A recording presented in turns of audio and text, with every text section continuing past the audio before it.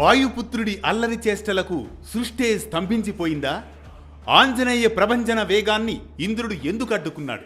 అంజనేయసుతుని ఓదార్పునకు బ్రహ్మాది దేవతలే భువికి తరలివచ్చారా? ఏంటా వైనం? అనగనగా అంటూ సాగే నేటి సాహసోపేత కథనమే వజ్రఘాతం తర్వాత వెలిగిన తేజం, హనుమాన్ నామ ఆవిర్భావ రహస్యం.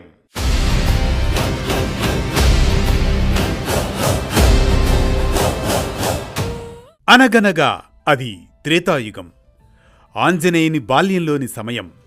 పౌర్ణమి నాడు అంజనాదేవి గర్భాన ప్రకాశించిన రుద్రాంశ శిశువు చల్లని చంద్రరశ్మిలో మెరుస్తున్నాడు. అతని కన్నుల్లో అపార జ్ఞాన తేజస్సు, శరీరంలో అపారమైన బలం, హృదయంలో దివ్యమైన శక్తి, శివతేజస్సు అతని నుదుటిపై మెరుస్తోంది. బాలరుద్రుడిగా వెలుగొందుతున్నాడు ఆంజనేయుడు. పుట్టుకతోనే దివ్య తేజస్సు కలిగిన ఆ బాలుడు అంజనీపుత్రుడిగా, ఆంజనేయుడిగా వర్ధిల్లుతూ ఉంటాడు.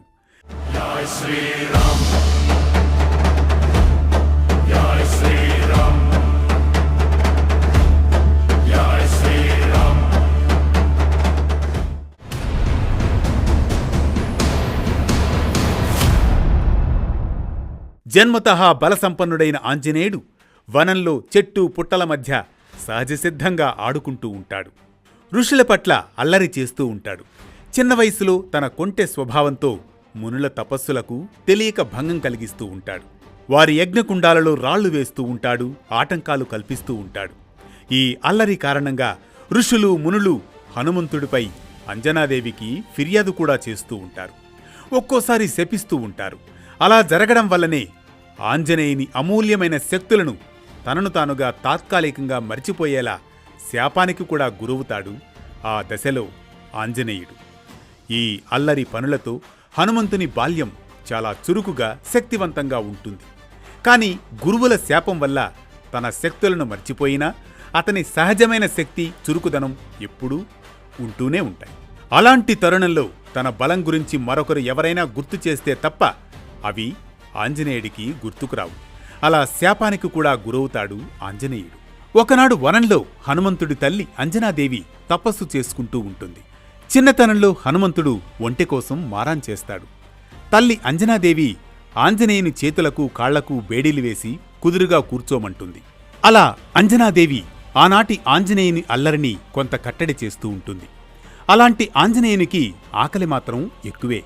ఇలాంటి తరుణంలో అంజనాదేవి చిన్నతనంలో నిద్రపోతున్న ఆంజనేయుణ్ణి ఇంటి వద్ద వదిలిపెట్టి ధ్యానంలో నిమగ్నురాలవుతుంది. తర్వాత ఆకలి వేసి మెలకు వచ్చిన ఆంజనేయుడు కళ్ళు తెరిచేసరికి ఎదురుగా ఎర్రని సూర్యబింబం కనిపిస్తుంది. ఆ ఎర్రని బింబాన్ని చూస్తాడు, పండుగా భ్రమిస్తాడు. పట్టుకు తినడానికి ఒక్కసారిగా ఆకాశంపైకి ఎగురుతాడు. సూర్యుడు తన కిరణాలతో ప్రభవిస్తూనే ఎవరీ చిన్న వానరబాలుడు నా వద్దకు ఎందుకు సమీపిస్తున్నాడు అని ఆశ్చర్యపోతాడు. ఆంజనేయుడు ఆనందంగా, ఆహా, ఎంత బావుంది ఈ ఎర్రని పండు, నేను ఇప్పుడే తినేస్తా అంటూ ముందుకు వెళుతూనే ఉంటాడు.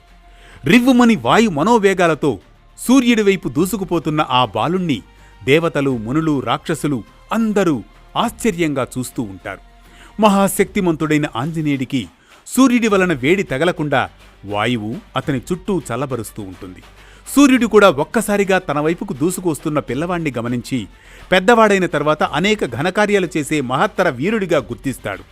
అతనికి వేడి తగలనీయక తన తేజస్సును కొంత తగ్గించుకుంటాడు సూర్యుడు. ఇలాంటి తరుణంలో అపరిమితమైన వేగంతో బాణంలా దూసుకువస్తున్న హనుమంతుడు కనిపిస్తాడు రాహువుకు. ఆ పిల్లవాడి తేజస్సు ముందు రాహువు వెలవెలపోతాడు. ఆంజనేయుడు రాహువుకు మరో రాహువులా కనబడతాడు. వెంటనే ఇంద్రుని వద్దకు వెళ్లి తాను చూసింది చెబుతాడు. ఇంద్రుడు వెంటనే ఐరావతం ఎక్కి వజ్రాయుధం తీసుకుని రాహుతో వచ్చి నిరుపమాన వేగంతో పోతూ ఉన్న ఆంజనేయుణ్ణి చూస్తాడు. వేగంగా వెళుతున్న ఆంజనేయుడికి తెల్లగా ఒక పండులా కనిపిస్తుంది.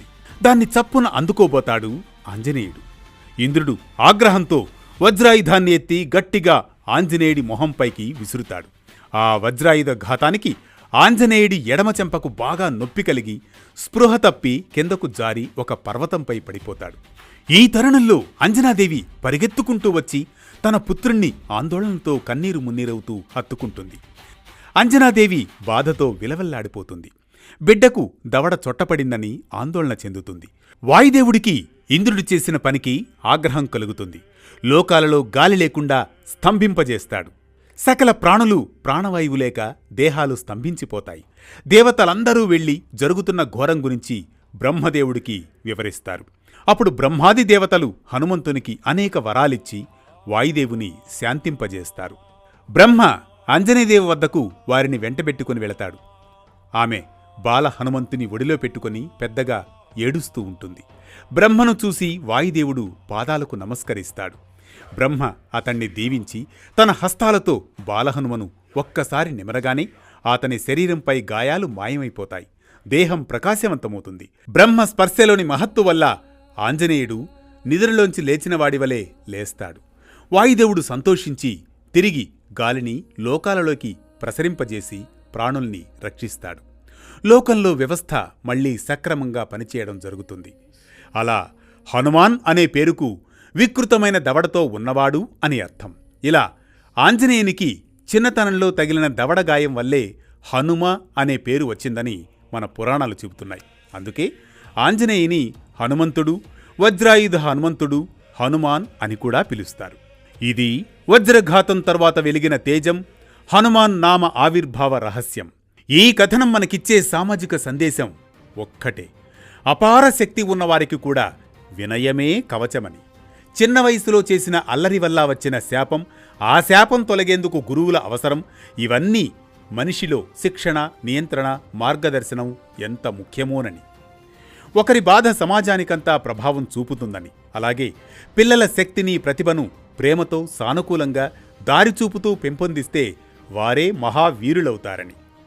ప్రతినిత్యం ఓ పురాణ కథనం, సూటిగా, స్ఫూర్తిమంతంగా, సామాజిక సందేశంగా, ధర్మం చెప్పే కథల సవ్వడి, జ్ఞానం చెలరేగే కథన ఒరవడి.